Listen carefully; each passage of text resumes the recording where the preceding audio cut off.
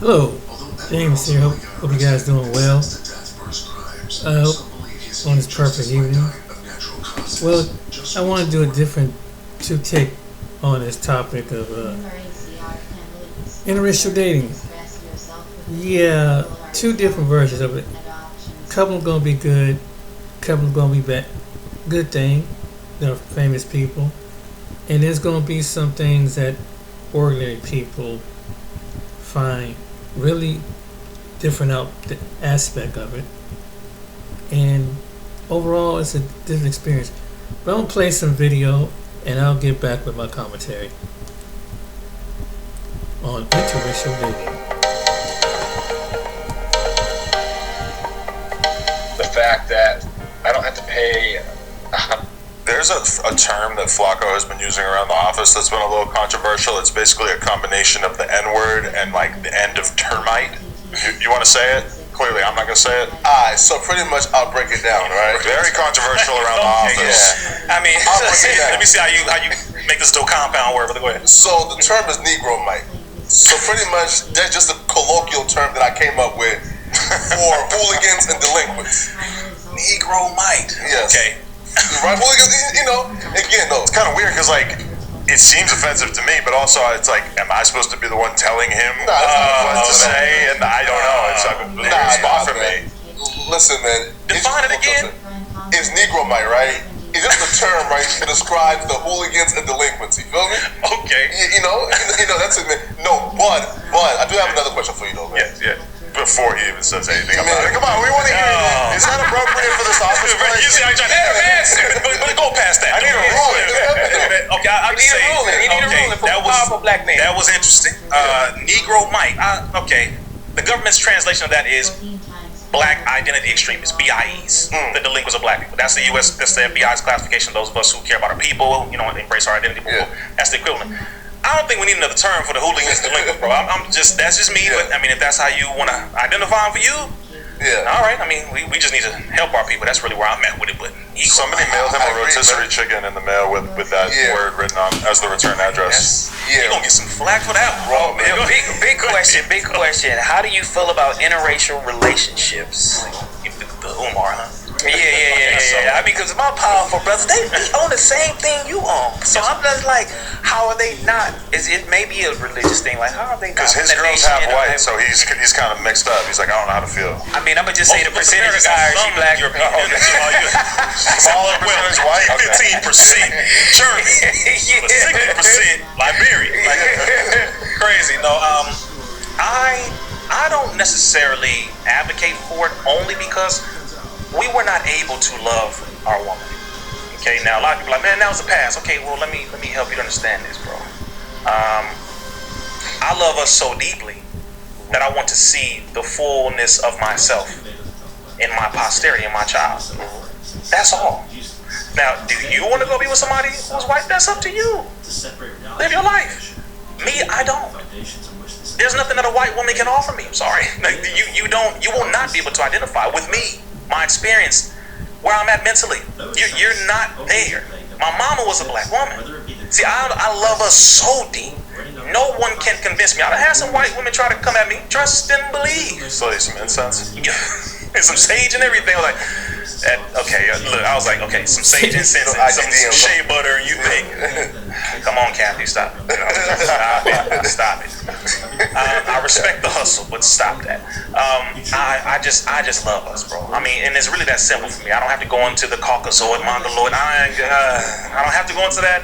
I really love us, bro. Like, I grew up with my siblings. I'm from Compton. I have 9 siblings. I'm the youngest of 10 children. I don't watch what happened to our people. I owe it to the black woman to be with her. That's me.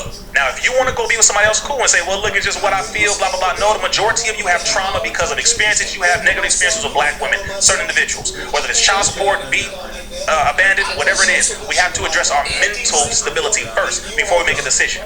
You're running because you got pain, and you don't want to face it. And the moment you face it, now you got to take responsibility because now you can't generalize all black women. Why? Because all black women ain't did a damn thing to you. Just like all black men ain't did everything to black women. Niggas ain't this, hoes ain't. Wait a minute. Wait. You haven't met all black men. You haven't met all black women. So we should stop generalizing each other. That makes no sense. every other group of people, they promote being with their own, but they just don't say it. They show it. That's all. Chinese, cool with being with the Chinese, man and woman. Indians, with Indians. Australians 9 times out of 10. But they don't talk about it. Because everyone wants to attack black, benefit from black, be a vulture to black. Music, dancing, bodies, whatever it is, we want that. But they always are trying to push this thing, be multicultural. No, go to hell. Sorry, not sorry. How dare you promote to be with somebody else? How dare you? Why don't you say, Reese, you know what? I'm happy you love a black woman. Why don't you do that? Why? Is that wrong? But you promote Becky to me. But how do you feel about the common thing that we see black women saying on Twitter and shit, where they basically feel like black men get successful and then date white women or Asian women and step outside their race? It is a reality that a lot of brothers, you gotta handle yourself. I'll say this again: without a vision of people perish, and without the proper knowledge, people make wrong decisions. You're going and making decisions based off of where you are now. Skull shape, the power of a smooth. There's two sides to the story. I'm gonna show you the two sides to it. It's not just black men, but black women. A smoothly shaven head in just 90 seconds. Be smooth with the Pitbull Skull Shaper. My process is purely logistical. Decisions based off of where you are now. Where you are now, mentally, spiritually, emotionally. Well, I grew up with her. That happens too. I grew up with children. Okay, that happens. Like, there are different. See, the thing is, it is a reality where a lot of brothers get successful. You get a little bit of money, and then you start getting rich, and you go up there, you get your contract, sign a party, NBA, etc. And this white girl comes up and starts finishing your sentences. She knows so much about you. All of a sudden, you really think that she wasn't sent? So let me say this, bro. Some of us are so damn naive that you think all of a sudden all these women just interested in you. I'm just saying specifically for those. Yes. It wasn't interesting before to them. Now you get money and some fame. Now they're interested. Please look at that. Then go to the other side and look at, wait a minute. You have family and friends that you grew up with. Who was there with you? Who was always down for you? Look at them. Okay. Let's look at this in layers. And if you do get successful, just say it's because that's the person you want to be with, and don't generalize all black women and say it's because of y'all. No. That's where a lot of brothers start getting that heat, because they get with the white girl and it's like, that's fine, but then they compare her to the black women generally, and it's like, oh, just say because that's what's best for you, but don't generalize all the black women, bro, because if you want to go historically and up to the present, the white woman was worse than the white man when it came to black men. Let's make that very clear. That's why I'm just being real, Adam. We're gonna talk. All right, we're gonna talk. I mean, I know you cool. We're gonna talk. Listen, we have a lot of OnlyFans chicks on here, and I had a lot of chicks tell me that they got no interest in a penis unless it's got some melanin in it. Hey. Like, that's just where it is for them. Like, white dick is out of style. I don't know. I mean, you out of style, dog. No, I'm still cool, but the average, you know. Not me, the other white guys. No, but it's real. It's a real thing. So, and vice versa, brothers. We just have to stop generalizing. That's all. If you get with who you get with, say it's because that's what you wanted or who you wanted. Fine. Later on, when you start to identify yourself, and you start to go back and reflect, and you start to learn about yourself, go back to your traumas and address them, you will change in whatever way that is. You will grow. As you said, there's certain things you started learning that you got mad, mind blown, that you didn't know, or you was lied to, and you're like, how you didn't tell me? This is what happens to all of us. One thing stuck out was Mansa Musa. I stopped watching. I paused it. Come on, brother. Like, what? You're like, that can't be real. That can't be real. Mansa Musa, King of Mali, richest man to ever live. The one who they fashioned King T'Challa of Black Panther after. He was the richest human being to ever live. King T'Challa in the comic books worth $90 trillion, more than Iron Man, more than Batman, you name it, etc. Richest person on the planet Earth. King T'Challa. I can't count Jeff Bezos and the rest of them because it's with fiat money for the most part. Just to be clear, with the whole white thing, if you hate me, which I know you don't, I'm marrying a black woman because that's what I want. We don't advocate for it because, again, we were not allowed to really love that woman. They would sell her to another plantation. They would whip her. They would whip us. They would tar and feather us. They would sell our children to another plantation. Even later on into the early 1900s, if I showed love and interest to a black woman, I got beat up. A lot of different things happened. When the families worked together, the women's liberation movement came in because she needed more numbers, so she recruited the black women for it. It had nothing to do with us. We were fighting for civil rights as black men, women, children, and families to be treated as human beings. You wanted to get some rights against and away from your white man. So you came and convinced the black woman to join your movement. I ain't mad at you. The problem is too many sisters joined. Because it went against the primary goal, which was for us to have equal rights and for us to be treated as human beings. That was the issue. So at this point, that wasn't too long ago. I love my people far too much. I love the black woman. There is nothing better than the black woman. But women should be respected no matter what color you are. And if you choose to be with a woman of whatever color, culture, persuasion, that's your choice. Just do not try to swing over here and tell me who I should be with when it comes to being with the black woman. That's Shout out to all our celibate brothers like Poetic Flock out here. Nah, right. So like they've been on me for not dating or or really liking white women. But no, that's not why we're on you. But past that though, right? I slid that in there real smooth. Nobody gives a shit about that. Alright, people, we just hit 300,000 subscribers. You know we're trying to hit 400,000 subscribers. So that little red button. Really interesting topic. But that's cool because, hey, it's on both sides of the track. Back when I first became owner of Mint Mobile, I promised one of our interracial first and longest running customers There are was some seeing famous Adobe couples. that I'd make it even better. In the hands of the person that you have chosen to be in, you're going to be okay. Today we're gonna check out 25 interracial couples in Hollywood. Starting with Oprah Winfrey and Stedman Graham. We know Oprah and Stedman aren't married, but the couple has been rocking since 1986. To be frank, the couple is an honest portrayal of many American relationships, minus the billions, of course, who have been together a long time, but have opted for one reason or another to not get married. Up next is Eddie Murphy and Paige Butcher. Eddie and the Australian beauty have been romantically linked for more than a decade. After 6 years of dating, Eddie and Paige confirmed their engagement in 2018. Paige values her privacy and has chosen not to have social media, as she prefers to keep their relationship away from the public eye. Zoe Saldana and Marco Perego. Zoe Saldana started dating her husband, Marco Perego, in May 2013.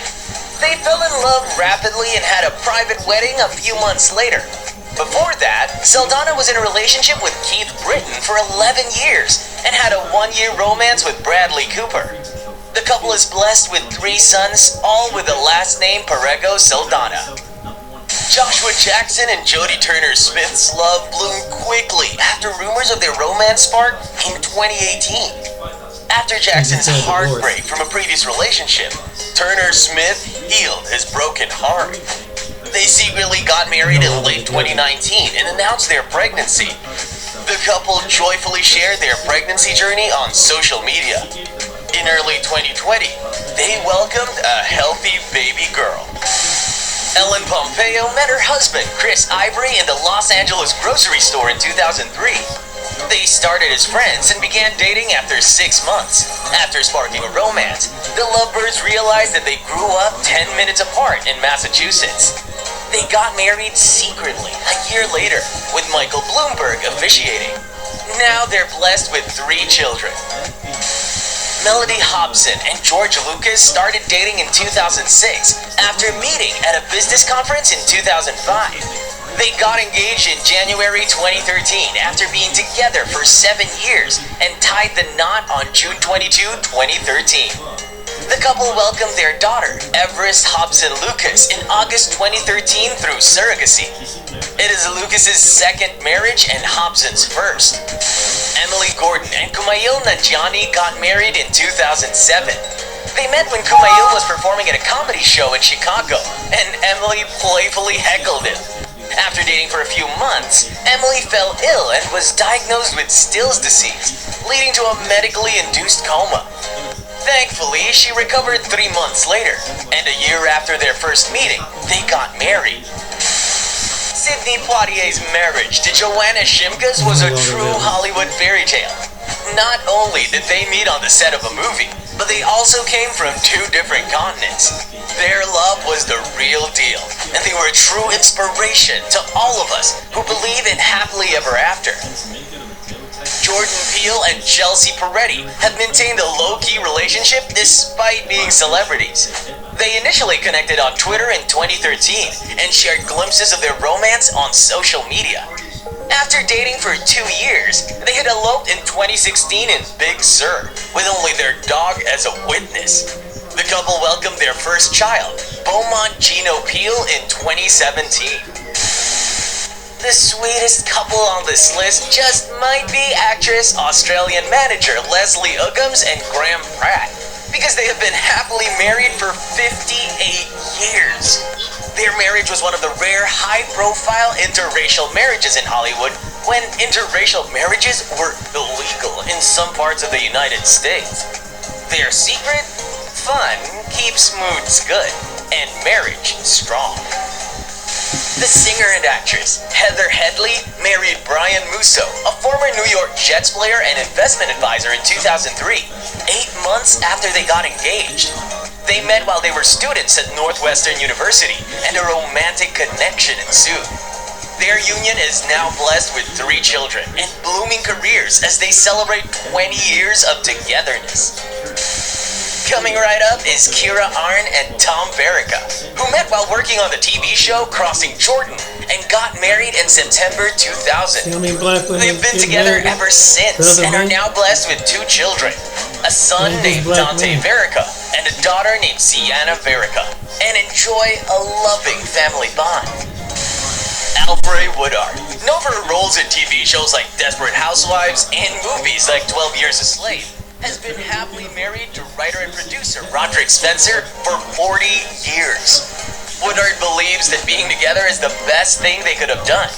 Their love has endured because they continue to share a strong artistic connection. Chris Knopf and Tara Wilson. Chris Knopf and Tara Wilson have been together for 20 years. The couple faced a really challenging time when Knopf was accused of sexual assault by multiple women. He denied the allegations, but it had a significant impact on his career. He was fired from a TV show, and a business deal fell through, but his marriage endured. Speaking of enduring interracial Hollywood marriages, Derek Luke has been happily married to his Hispanic wife, Sophia Adela Luke, for 25 years. Although some of his African-American fans have expressed disapproval of their interracial marriage, Derek Luke has firmly denounced the ignorance displayed by others and stood up for his relationship with his wife. They are blessed with a son. Justin and Keisha's paths intersected during the early 1990s when Justin pursued a modeling career and was featured in prestigious campaigns, while Keisha worked as a booking agent for models in a prominent fashion house. Their shared industry brought them together, and they quickly developed a romantic relationship. The couple's connections flourished, leading them to tying the knot in 1993. Michael Caine, the legendary actor with one of the longest standing careers in Hollywood, has an equally impressive, nearly 50-year marriage to his wife, Shakira Caine. They first met in the 1970s, and Michael has described it as love at first sight. They got married in 1973 and had a daughter the same year. Their love has endured, and they are now proud grandparents. In August 1997, the lovely and accomplished actress Keisha Ulrika Sharp tied the knot with the talented artist and singer-songwriter Brad Sharp. Their journey together began during their high school years, and they are now blessed with a wonderful son named Solomon. What adds to the charm of their story is not just their personal connection, but also their collaboration in Hollywood. Tamara Mowry and her husband, Adam Housley, have a remarkable love story, but they were cautious in ensuring that their romance was meant to last. After meeting at Pepperdine University in the early 2000s, they dated for 6 years. Then, they decided to take a break from dating. After realizing they missed each other, they got back together and eventually got married in 2011. Kim Wyant, known for her multifaceted career, has kept her relationship with actor and writer Kevin Knott out of the limelight. Their interracial marriage has been relatively private, and only a few people know about it. The couple have been together for several years, but made the decision not to have children. Eve and British millionaire Maximilian Cooper started dating in 2010, and their relationship was significant for her as he was one of the first white people she had dated seriously. Their secret to a successful relationship is having open conversations about race. They discuss race openly between themselves and with Eve's 4 stepchildren from Cooper's previous relationship. Actor Wesley Snipes has been in a relationship with Korean painter Nakkyung Nikki Park since the late 1990s. The couple prefers to keep their personal life private as they raise their 4 children together. While Wesley Snipes has had fewer movie roles in recent times, possibly due to legal issues related to tax evasion, Nikki has always supported him. Dwayne "The Rock" Johnson is a multi-talented individual, excelling in various fields, including being a 4th-generation wrestler and one of the highest-grossing actors of all time. He started dating Lauren Hashian in 2006 during the filming of The Game Plan. Over the course of 13 years and welcoming 2 children together, they finally tied the knot in 2019 in Hawaii. Maya Rudolph and film director Paul Thomas Anderson have been together for nearly 20 years, making them one of Hollywood's most famous unwed celebrity couples. Despite not being legally married, Rudolph often refers to Anderson as her husband, especially because they have 4 children together. Maya is from a mixed-race background, with an African-American mother and Ashkenazi Jewish father. Actress Rashida Jones, the daughter of the renowned black record producer Quincy Jones, and the late actress Becky Lipton, began dating Vampire Weekend frontman Ezra Koenig in 2015. They welcomed a son in 2018. They have chosen to be very private about their personal lives. Despite that, they have been spotted together at some NBA games. That's it for the video. Thank you for watching. If you enjoyed the video, don't hesitate to smash the like button, share, and... I want to show that example because they always say black men. All these black men, when they're successful, there are more famous black women that are interracially dating when they get money. But people don't want to talk about that. But they always try to point to the men. It's the men. It's the men. No, it's the women.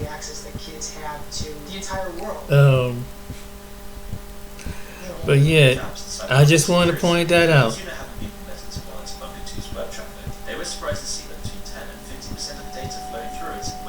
But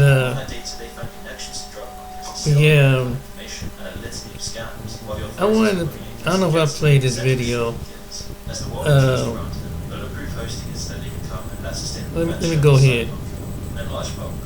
This is a interracial couple. As someone living with type 2 diabetes, I want to keep it real and talk about some risks. With type 2 diabetes, you have up to 4 times greater risk of...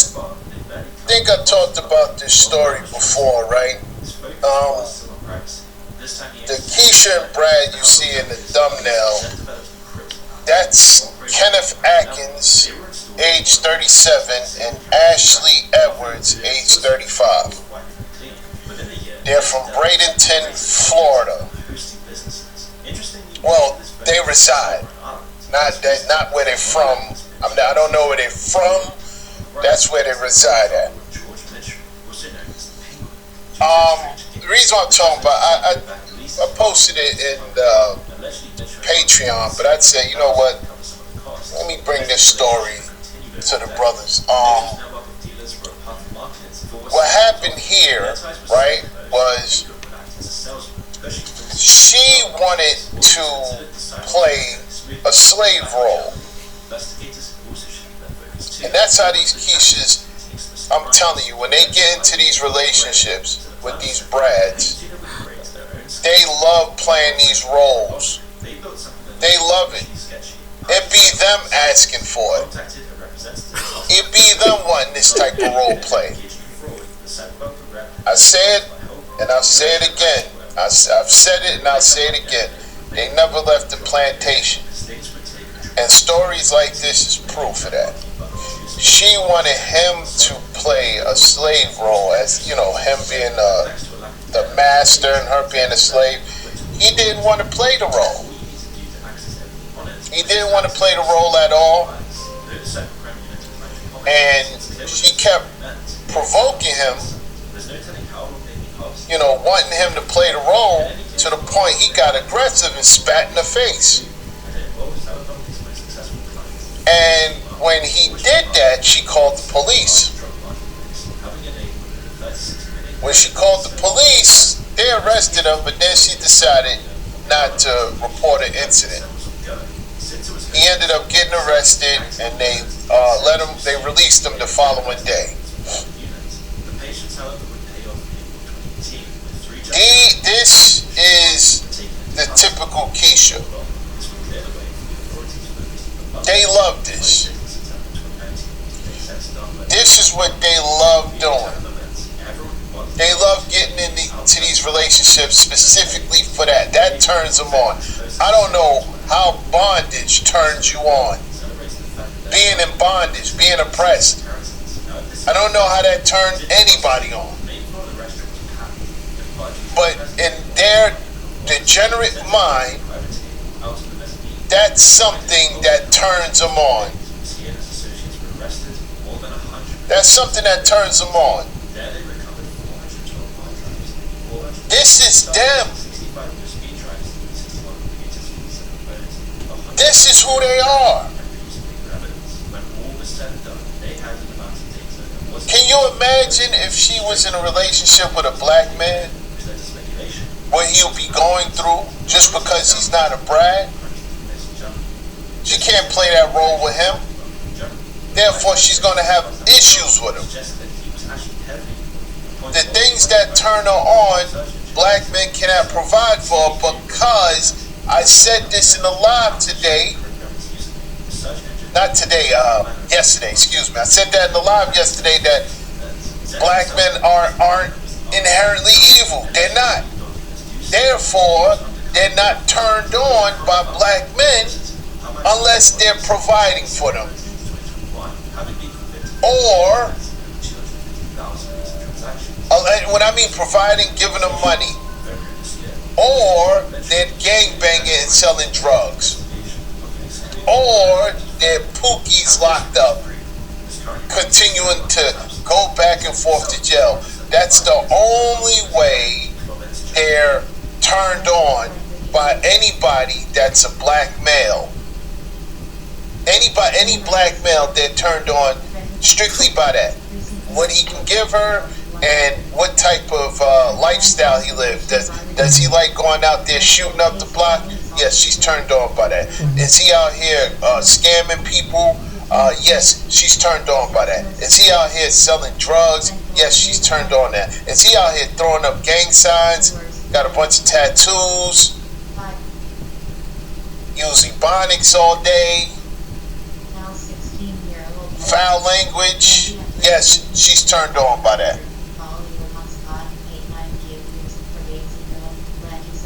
Brad and Pookie have a lot in common because they're both degenerates. So she gets turned on by that.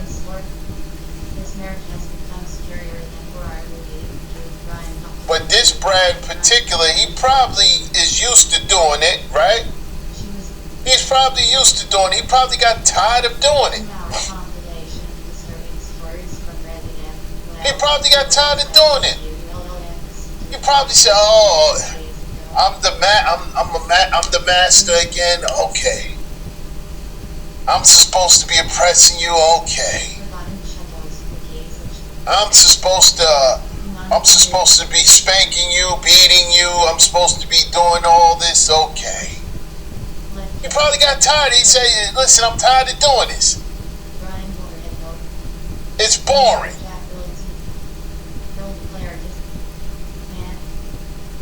It's boring. He probably said, "Hey, why don't we just do regular relations, regular pound tizzy? Let's do a regular let's do a regular tizzy tour today." And she like, "No." She like, "No, call me the N-word." They get really turned on by that. They get really turned on by that. She's sick. They all sick. And the thing is, this this is what you have to deal with, black men. This is what you have to deal with if you're dealing with them. Why? You got dudes out there that really have hope for them. You got dudes out there talking about there's good ones and there's bad ones. Really? What type of message is that? What type of message is that? So this is what they're telling you, black men. They saying that you're gonna have to risk your life, risk your resources, risk your career, risk your freedom before you find a good one? Because you're not going to find it. I'm telling you, there are none. So you don't have to go out there searching and end up destitute or worse. They're telling you there's some good ones out there.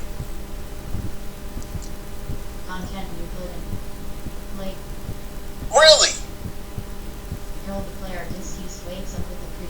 So you got to go out there and really risk it all in order to find a good one, in order to find this unicorn. Are you kidding me? No, I'm not telling you that at all. It's the reason why I say you have to be extreme in your approach in order to protect yourself. You got dudes out there really going on dates with them, spending money on them. For what? For what? Even if you think she's submissive under your leadership, even if you think that's not going to last. Even if you think that's not going to last. She's only pretending.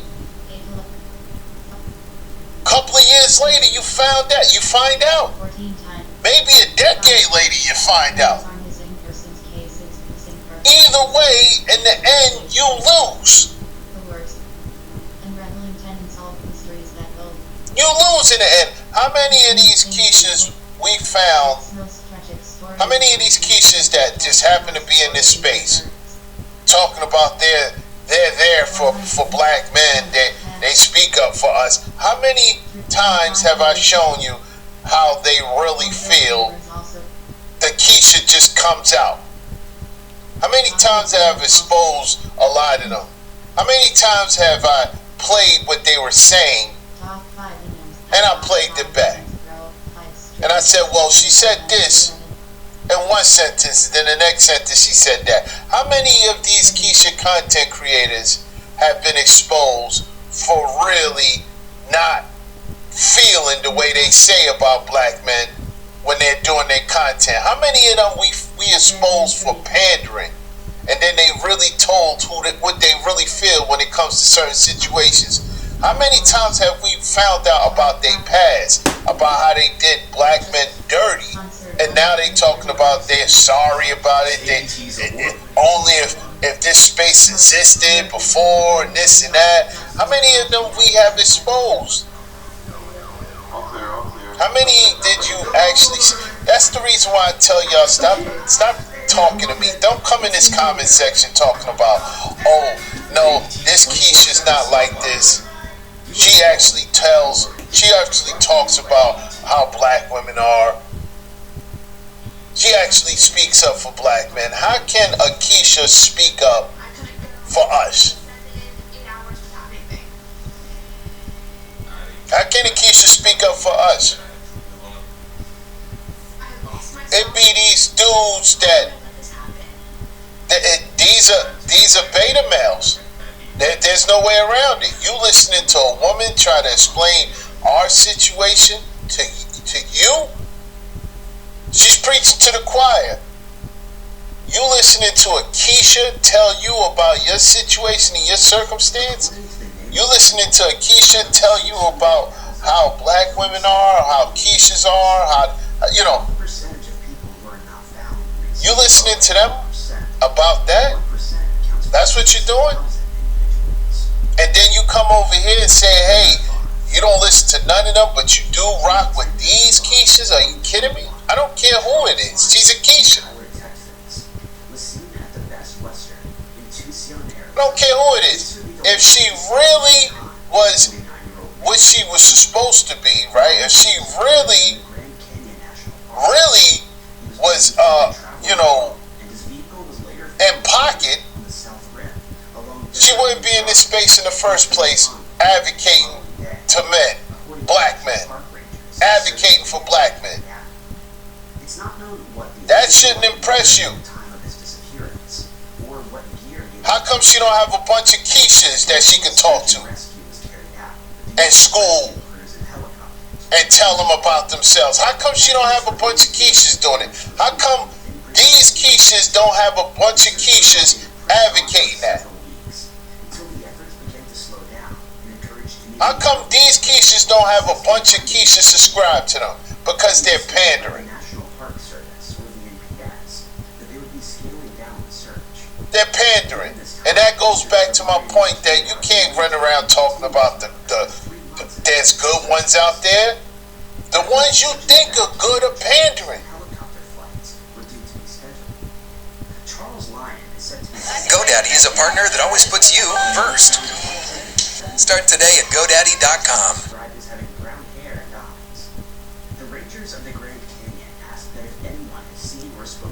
This is nasty work. No, man, no. Shout out to black men. You deserve a lot. You deserve a lot more than what's out here in these streets. You deserve a lot more. That's what's out here in these streets. Keishas. Keishas will tell you straight up and down that they don't want you. In their prime, they'll tell you straight up and down they don't want you. They're looking for drug dealers and gangbangers, athletes, entertainers. They're not looking for you.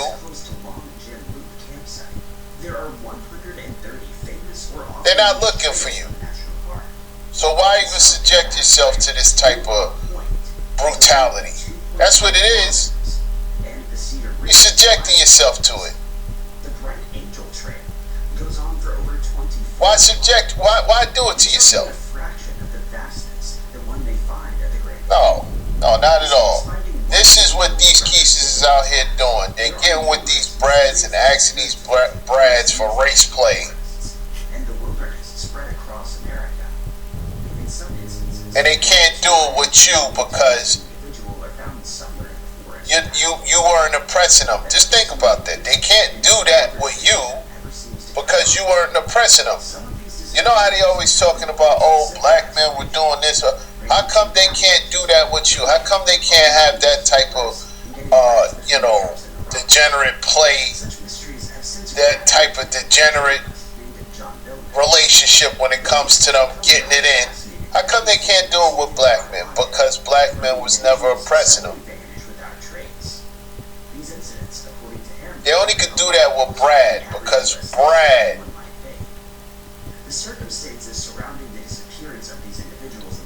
had his foot up their keisters.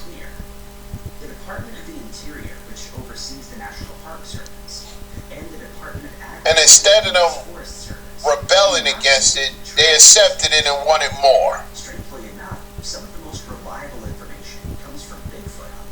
No. You'll be a fool to believe that there's something different for you when it comes to them. There's something better. You'll be a fool to even think that. After all the evidence that's been presented for you. No. Absolutely not. And for those who still trying to make deals with them, just watch them crash. Just watch them crash. That's why these content creators, I really have a hard time relating to them when they be trying to talk about these sitting down and coming to a solution. There's no solution. Black men, the only solution is for you to go your own way. The only solution is for you to tell Keisha to beat it. That's the only solution. You'll live longer, you have a better life, less stress.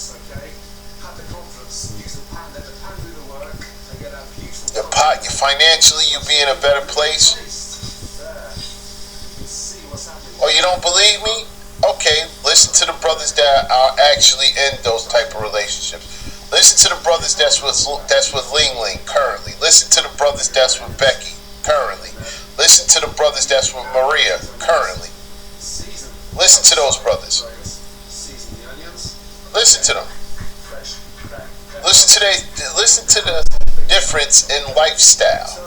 Listen to the difference in relationships when it comes to them being with Keisha's and them with the women that they're currently with. Whether it's Becky, Maria, Ling Ling, or Marrakesh. Listen to them and listen to how they talk about their relationship. Easy going.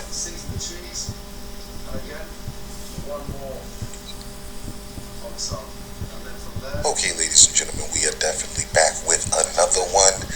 It's your boy, the chef. I am in the kitchen and we are getting ready to cook. We're getting ready to cook a little bit of entree, a little bit of salt, pepper, cayenne pepper. We're going to throw on top of this one right here. This is going to be a salmon fish that we're going to go ahead and throw on the dish.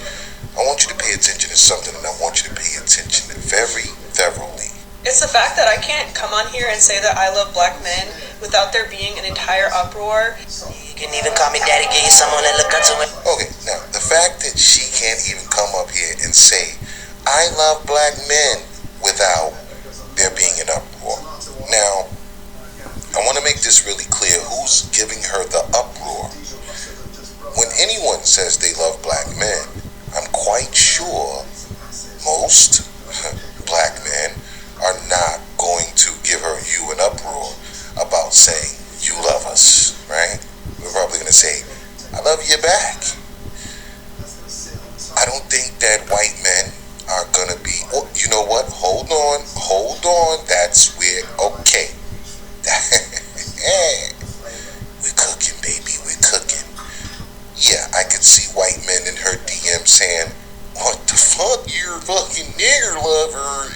Whatever it is that they're in their inbox saying, but I'm pretty sure it's not nice and pleasant things that are promoting black men in a positive manner in her inbox. But I think what she's referring to, and I could be wrong because I don't think she said it in the video, definitely not as of yet, but I think she's referring to black women. Let's go. My girls from the 504, need to chopper right now. My girls. Like, genuinely, I could come on here and say that I love black women and no one would bat an eye. Oh, you know what? I think that was the ding, the sign right there that she was talking about black women that are giving her an uproar about loving black men. You know, I really don't know how I guessed that one right there. I don't know how I guessed it, but when you're cooking, when you're in the kitchen and you got the oven turned on and you got the rice going and you got the collard greens and you got the salmon in the oven, okay, you come up with some of the best seasons in the world. And right now I'm cooking, so I think that's how I figured out that she was talking about black women. But the fact that all of a sudden black men are involved, somehow there isn't a genuine reason to love black men.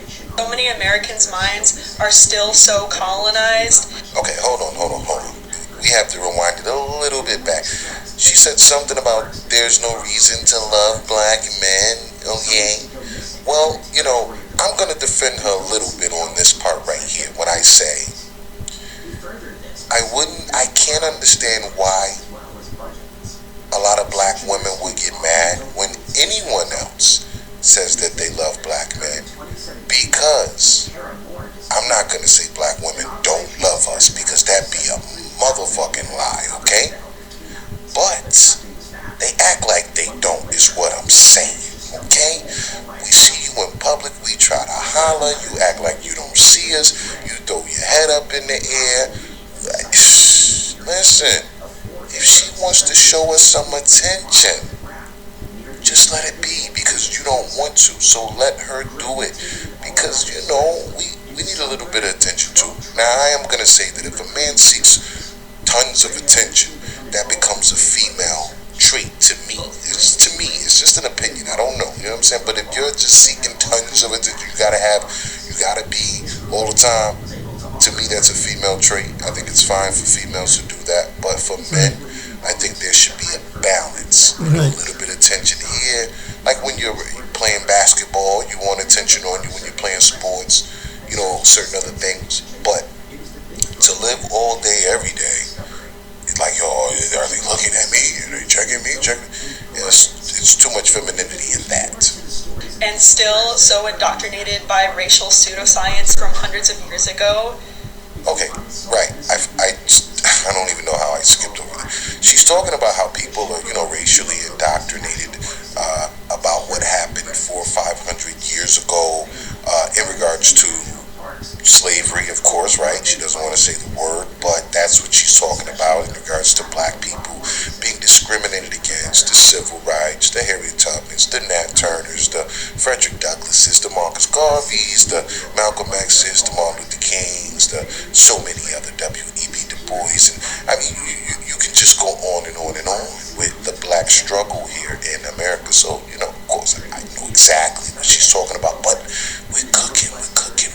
So, being that we're cooking and we're talking about the rice and the beans and the cabbage and the collard greens and everything else, you want to mix it all up into this gumbo, because no one was talking race until she started talking race, right? But,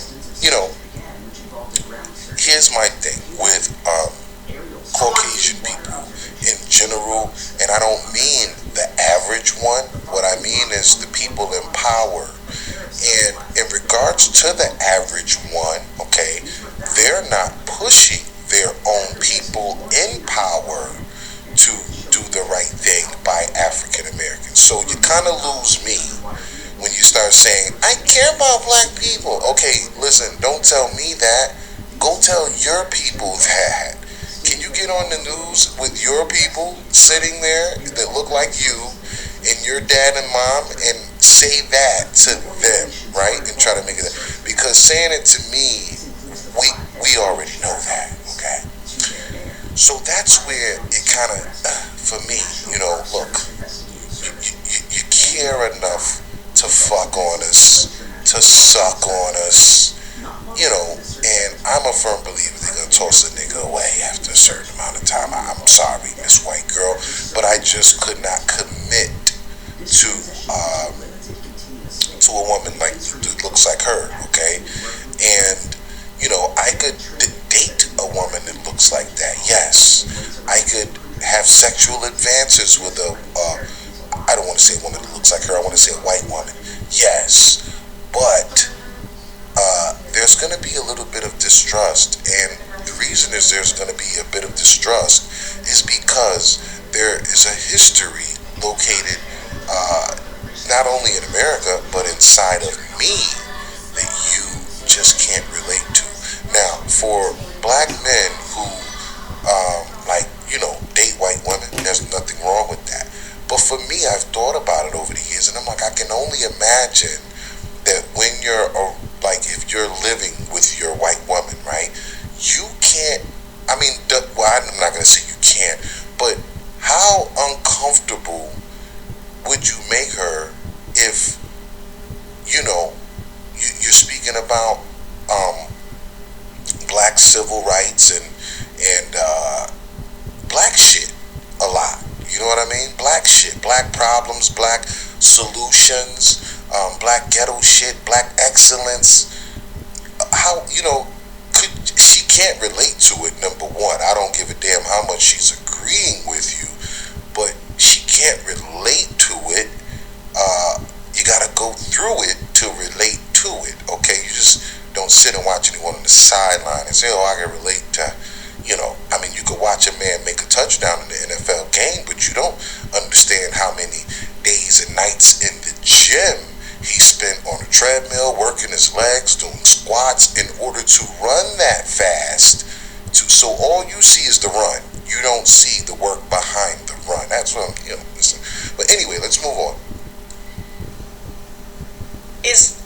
astounding. There is so much work that needs to be done. Like, people cannot fathom the fact that I could love a black man. And I'm gonna say this too, okay? No one can fathom that you love a black man because, technically in the world, not just the United States, no one loves a black man. And I don't mean like individually, there's always exceptions to the rules. But, it's frowned upon for an Indian woman to bring a black man back to her family. It's frowned upon for an Asian woman to bring a black man back to her family. It's frowned upon for a Russian woman. And you can go on and on and on and on and on. And that's what I mean when I say, the black man. So, of course, no one, and I'm going to say this too, and I'm just going to put it out there. Nowadays in America, it's frowned upon by black women for someone to love a black man. They're not loving us the way they used to at one time. They're still fucking us, let's make that really clear, but they're not loving us. So for that part right there, for the black men who are attracted to white women and they like white women, love is love. To me, it has no color. Everything else does have a color. A lot of other things does have a color. But love is one of those things that does not have a color. Okay? And that's true. If you're gonna love on a black man, white girl, then do you. Or something aside from his body. Can't fathom the fact that I genuinely enjoy being around black men. Okay, now the reason she loves being around black men is because they digging her down real good. They digging her down like a white boy, I'm not gonna say all, but like most white boys cannot dig her down. Now she looks like the type where a few niggas probably done even ran a train on her, okay? Like it turned her out, okay? The homies done definitely ran her through the motherfucking choo-choo, okay? Or maybe not, or maybe not, but I'm just gonna say, look at her, right? They probably did run the train on her.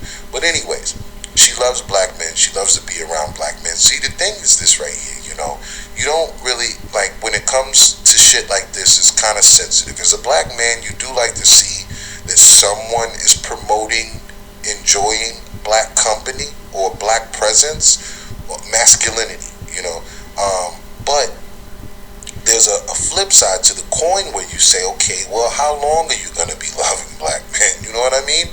Is this just a trend?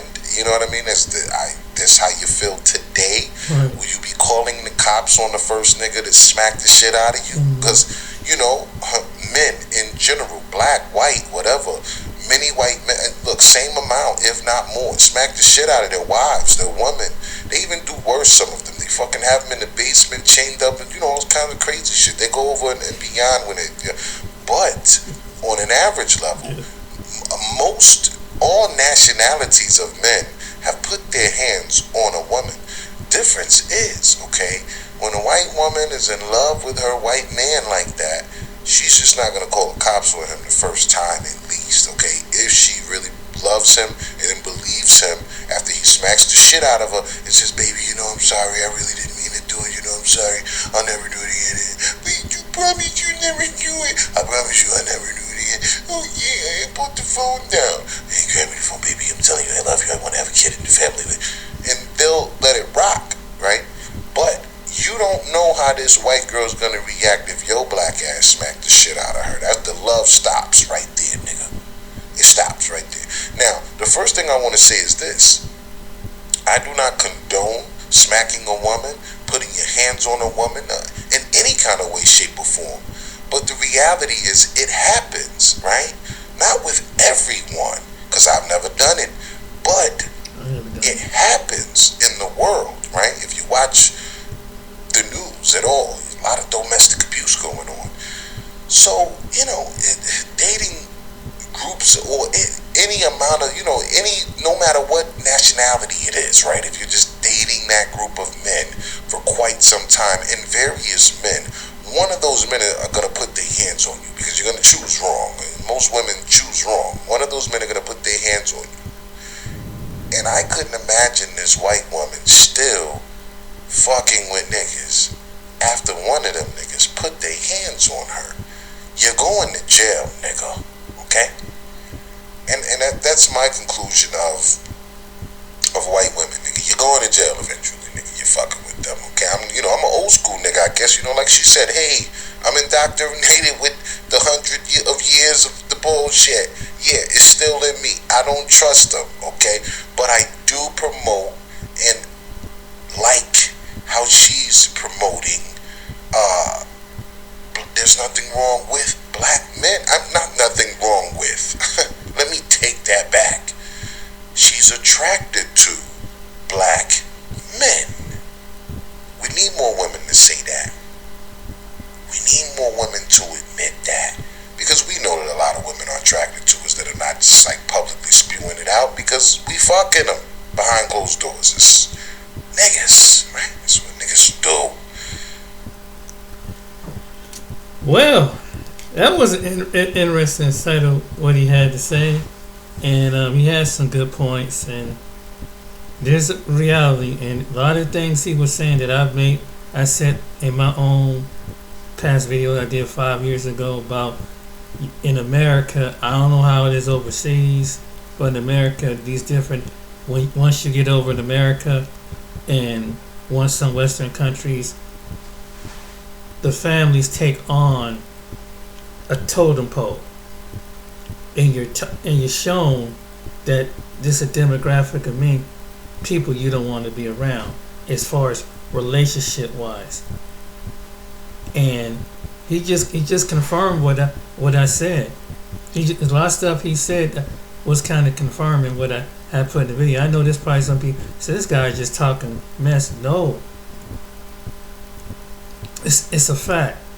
Some people do, and sometimes it's not always direct in your face, like he said. That's very true. But overall, that's good that she's attracted to black men. But it's like you said, how long? Is it just a trend, or if it's just something that is a phase, or that's something that you gotta think about that too.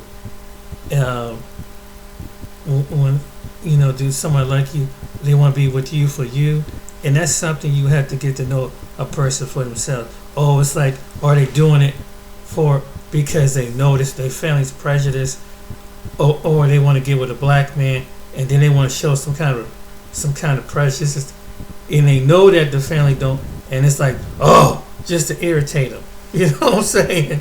And so you got them people. It's like someone trying to make a woman would use a man. They try to make another man jealous, whatever, and they know that man is not gonna like that. You got some people like that, and so he made some very good points. There was some good points in the video, and hey, love is love. Who you love, I'll always mention that, but it came from a different perspective of different individuals when it comes to black men and black women, and I showed you the video, the celebrity couples. Everybody always focus on black men, but in actuality, it's more black women that are famous are picking white and other men. The celebrity video shows you that. That's why I don't think a lot of people see that. Like, they just say, oh, you see a few black athletes with their girlfriends, but you don't see. And I said this. I said there are plenty black women who have money, who are educated, and not only that, they ain't talk about the lady, the first black woman who's on the Supreme Justice. Her husband is white. Clarence Thomas's wife is white. So them people, right? And there's some people, black women in Congress that have other husbands and spouses. But yeah, but I just trips me. I was like, why you always focus on black men? There might be a certain percentage, but it seems like black women who are educated, who have money, who are famous, like some of these women, are going to other men. Why? So that's why I understand why are black women complain about that when you got your own sister girls is going for their own type of for other men? And the ones that when you see brothers do it, why does it bother you? I heard one woman say that. I said, well, that don't make no sense. But hey, either way, black men and black women are going to choose which ones is going to marry and date. Like I mentioned before, I have people in my family that is an interracial. My cousins, I got 2 cousins. Well, I had 3 cousins that were one was involved. I don't know, but I know one cousin. Her husband is white, and she did what Eve did. He had already had children. Then they had a child together. They lived outside of Cleveland. Her brother lives in Washington State. He's in the army. He's like a staff sergeant or something. Him and his wife is a staff sergeant. They both. He's black. She's white. They have two kids. They've been together for like 20 some years, I believe. Jennifer, she's been with her husband for like I think 5-6 years. So it all depends on who you meet. Like I said, but I don't know. I don't really talk to them about the racial issues, because most of my cousin Jennifer, most of her friends and colleagues and workers are white, so she's over in that world. I mean, she comes. I mean, we speak to her every now and then, but that's what majority. That's who she run with. So it ain't like I said, it's in my family, so I can't. I can't judge somebody, but it's an interesting look at when it comes to this topic, and it's a really sensitive topic that has a history of it. And I think that when you have 2 opposing people that came from a demographic and ethnic group of people, it's like black and white. It's like 2 forces, and it's like opposing forces. Like, why you going with an opposing force? I guess that's how they, both sides are looking at the people who object to it. Then there's other people, other races probably don't see nothing wrong with it because it's not in their race. So, you got some people like that. But I think if it don't bother you, if it don't, what's the big deal? That's why I said, in order to enjoy it, to be in that type of relationship, I think for an interracial couple, you have to go live in another country where it's not about what your color is, so to speak, but find a country that where both of you're from. Like, you're from 2 different countries, whatever. But America is one of the countries that is black and white. We're just one of the probably 5-6 countries. 5-6 countries that see skin color, and think that why you taking the darker and lower totem pole people, and so some people have a problem with it, and they can't. You ask them why? What? We all human. We all believe. They can't really give you an answer. They just don't. There are some people with that prejudice that they can't even tell you why they're prejudiced.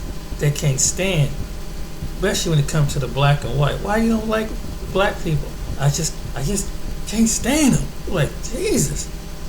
But yet, it's like then you got some people, and I always say this. Why? But what really gets me is like I kind of respect the ones who say, "Look, I don't want to be around them. I don't associate with them.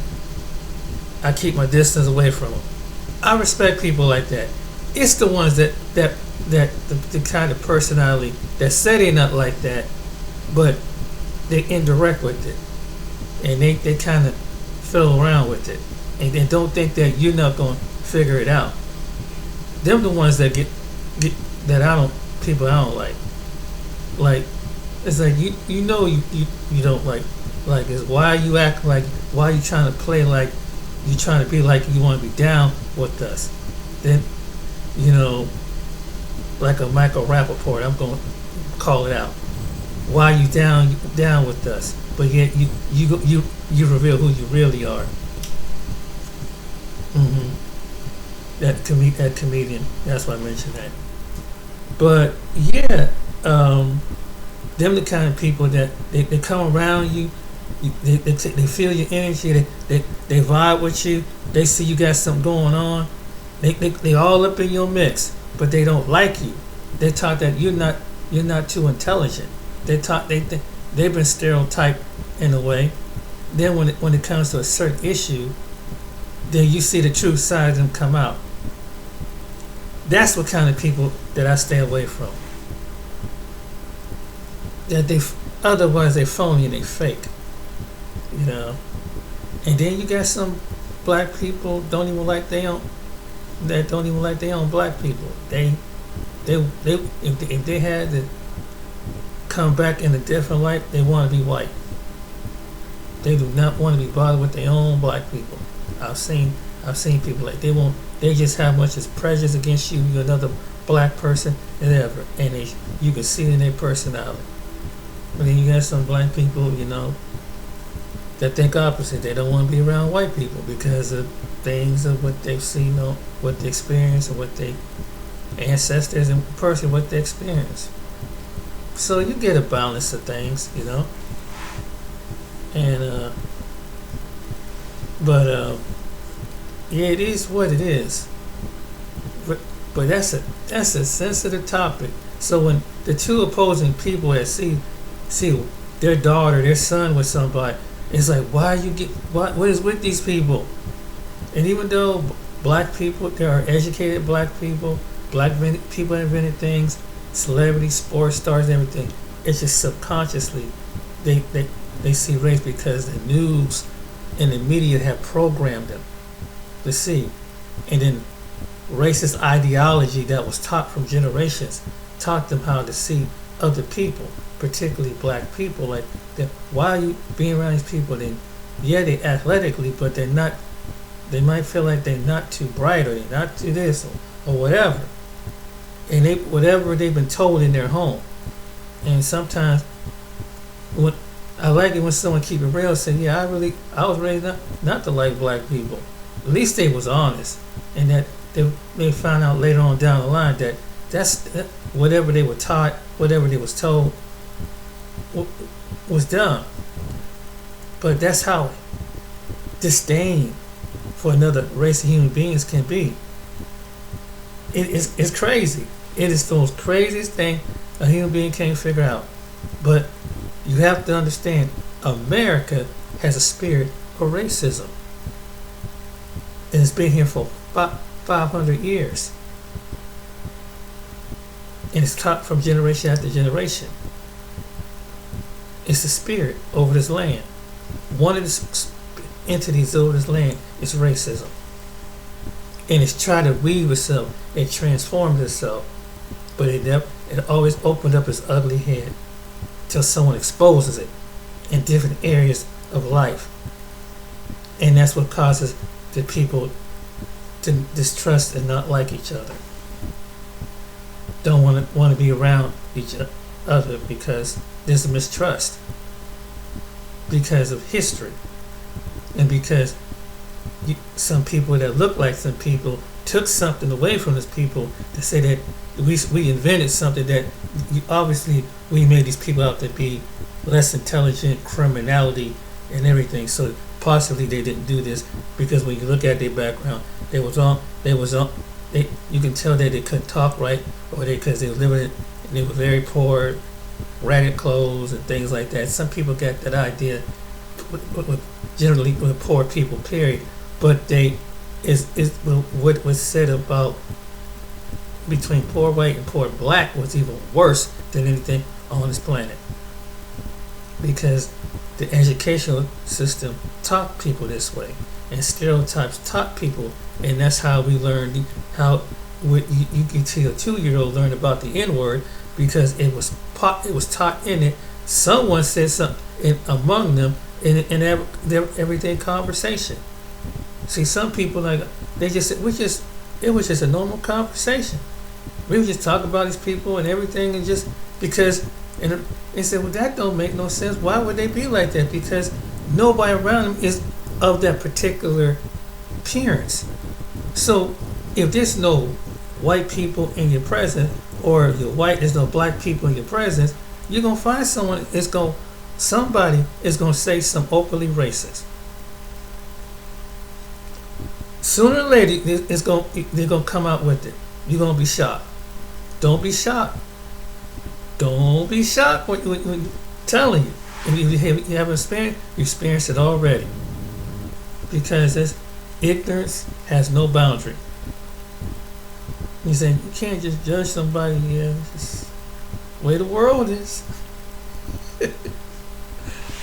But yeah, but he is to make some point. But like I said, they don't. But then again, some interracial couples, they know how to weather the storm. And you see some couples been married for 20, 30, 40 years, and I've shown the history of that on my one channel. There was couples, interracial couples, go back to the 1800s. So that when the time it was illegal. But hey, everybody do what you're gonna do. Gotta work it out. At the end of the day, it's between them and God on what type of mate they should be with, to procreate and have a family with, and have a companion with. So at the end of the day, and as you know, time changes. You know, sometimes you're just happy just to have somebody. You know, you find somebody, but just happen to be of a different race. It is what it is. But let them love you for you, not because it's a trend, not because it's there for rebellion, not because it's going to look good, not for a class status. Let them love you for you. Let them love you for who you are. Whether if are they there when you're broke? Are they there when if you're sick? Are they going to be there when you go through the most trial time? That's the where they understand. Can they connect? Can they relate? And that could be anybody. Because one thing as human beings, we all can relate. We all got to struggle. It might be a different type of struggle, a different type of environment, but struggle is struggle. So, I hope you enjoyed this video, ladies and gentlemen, and I hope this didn't offend nobody, but I try to be balanced over here, you know. But it's just a balanced intake on how people view that relationship. And then you see the couples, and of course those people is famous. Most of them don't let it bother them. It's the poor and everyday people that it bothers. But most of them people don't bother. Maybe most of the people they're around don't mention stuff like that. They live in a certain community, or they a certain around demographic of people who they associate with. So that topic don't come up. I learned it over time too. And what black and white people gonna understand, not everybody gonna have the same view just because they're black. Not everybody gonna have the same view because they're white. And just like what the other races can learn from this too, that just because someone look like you in appearance, by skin tone, by hair, doesn't mean they gotta agree with you. So, if anything, take away from that it's gonna be somebody different than you. They have a different outtake. They have a different. And then you got, like I say, you might have somebody black that like country music. Like you might, but there are some black people that like country music. You got some black people that like rock. I'm just you might got some white people that like R&B music and rap, and that's it. Maybe we just don't know. You know, we don't know. You just don't know how people are, and so that could be a thing that come together, bring people together. It could be certain sports. That's why people come together. But to the outside world, it's black and white. But to those two individuals, it's not. Because too bad that even though God gave us, we made with we red, we bleed red, we urinate yellow and everything else, but subconsciously, as a human race, we're racist. Some of us are, and some of us, unfortunately, we carry that to our grave. And it's just the way some people, because of the society we live in. Unless you go to a different society outside of America, you will always reflect that some transforming around the United States. Trust me. Alright then, ladies and gentlemen, hope you enjoyed this video. Like and subscribe, and just give you a different aspect, a different look on how people view interracial relationship. So I hope you enjoyed seeing how couples is and break the stereotype, and good luck and find who you love, wherever he or she come from. Be happy, be blessed. Till next time, take care.